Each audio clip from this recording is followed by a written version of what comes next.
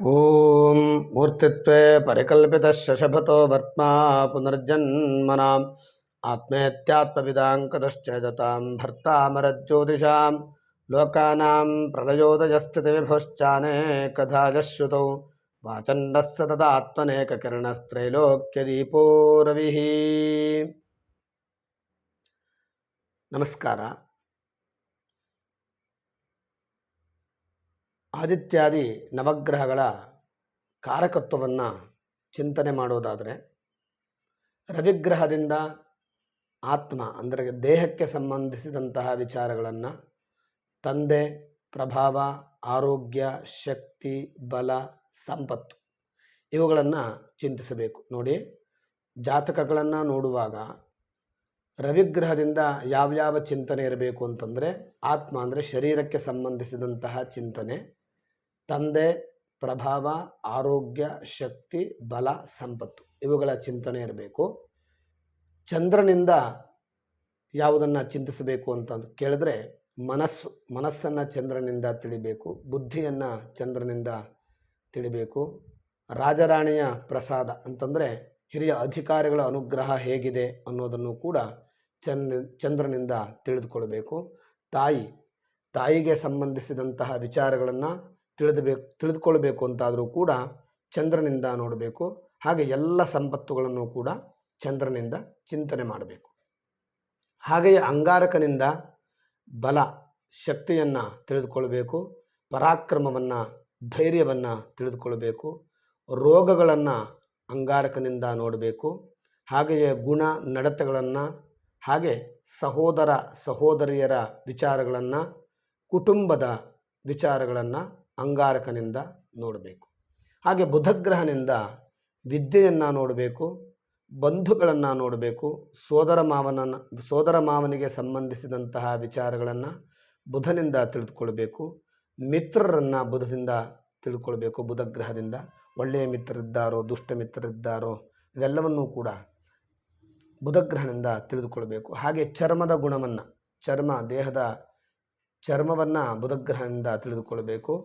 ಚರ್ಮ ರೋಗಗಳಿದ್ದಲ್ಲಿ ಅದನ್ನು ಕೂಡ ಬುಧಗ್ರಹದಿಂದ ಚಿಂತನೆ ಮಾಡಬೇಕು. ವ್ಯಕ್ತಿಯ ವಿವೇಕತನ, ಚುರುಕಿನ ನಡವಳಿಕೆ ಇವೆಲ್ಲವನ್ನೂ ಕೂಡ ಬುಧಗ್ರಹದಿಂದ ಚಿಂತನೆ ಮಾಡಬೇಕು. ಇನ್ನು ಗುರುವಿನಿಂದ ಪ್ರಜ್ಞೆ, ತಕ್ಷಣದಲ್ಲಿ ಹೊಳೆಯುವಂತಹ ವಿಚಾರಗಳೇನಿರುತ್ತೆ ಅದು ಗುರುಗ್ರಹನಿಂದ ಬರುವಂಥದ್ದು. ಅಂತಹ ವಿಚಾರಗಳನ್ನು ಗುರುವಿನಿಂದ ತಿಳಿದುಕೊಳ್ಬೇಕು. ನಿತ್ಯ ಶರೀರ ಪುಷ್ಟಿ, ಶರೀರ ಹೇಗಿದೆ ಅದನ್ನು ಗುರುವಿನಿಂದ ತಿಳಿದುಕೊಳ್ಬೇಕು.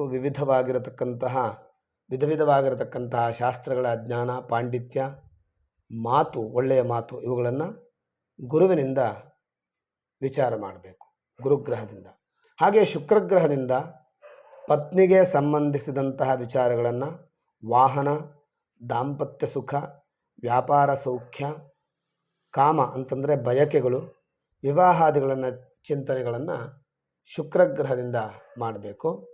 ಶನಿಗ್ರಹದಿಂದ ಆಯುಷ್ಯ, ಮರಣ, ಜೀವನ, ಮೃತ್ಯುವಿಗೆ ಸಂಬಂಧಿಸಿದಂತಹ ವಿಚಾರಗಳು, ವಿಪತ್ತುಗಳು, ಸಂಪತ್ತುಗಳು, ದುಃಖ ಇವುಗಳನ್ನು ಶನಿಗ್ರಹದಿಂದ ತಿಳಿದುಕೊಳ್ಬೇಕು. ರಾಹುವಿನಿಂದ ಅಜ್ಜನಿಗೆ ಸಂಬಂಧಿಸಿದಂತಹ ವಿಚಾರಗಳು ಅಂದರೆ ಪಿತಾಮಹ, ತಂದೆಯ ತಂದೆ, ಮನೆಯ ಅಜ್ಜನಿಗೆ ಸಂಬಂಧಿಸಿದಂತಹ ವಿಚಾರಗಳನ್ನು, ಹಾಗೆಯೇ ಆಯುಷ್ಯಕ್ಕೆ ಸಂಬಂಧಿಸಿದಂತಹ ವಿಚಾರಗಳನ್ನು, ಸರ್ಪಾದಿ ದೋಷಗಳಿಗೆ ಸಂಬಂಧಿಸಿದಂತಹ ವಿಚಾರಗಳನ್ನು ರಾಹುವಿನಿಂದ ತಿಳಿದುಕೊಳ್ಬೇಕು. ಮತ್ತು ರಾಹು ವಿಷಕಾರಕನೂ ಕೂಡ ಹೌದು.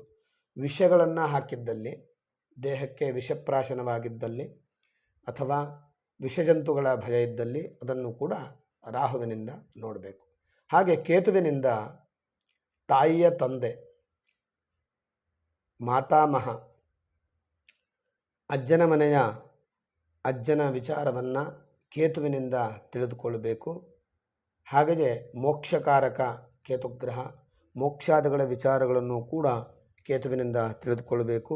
ಮತ್ತು ಕೀರ್ತಿ ಬರತಕ್ಕಂಥ ಅಪಕೀರ್ತಿಗಳು, ಶುಭ ಕೀರ್ತಿಗಳು ಎಲ್ಲವನ್ನೂ ಕೂಡ ಕೇತುಗ್ರಹದಿಂದ ತಿಳಿದುಕೊಳ್ಳಬೇಕು. ಪುತ್ರ ಪೌತ್ರಾದಿ, ಮಕ್ಕಳು ಮೊಮ್ಮಕ್ಕಳು ಮುಂತಾದಂತಹ ಸಂತಾನ ಫಲವನ್ನು ಕೂಡ ಕೇತುಗ್ರಹದಿಂದ ನೋಡಬೇಕು. ಹೀಗೆ ಆಯಾ ಗ್ರಹಗಳಿಂದ ಆಯಾ ವಿಚಾರಗಳನ್ನು ನಾವು ಜಾತಕಗಳಲ್ಲಿ ಸಂಗ್ರಹಣೆ ಮಾಡಬೇಕು. ನಮಸ್ಕಾರ.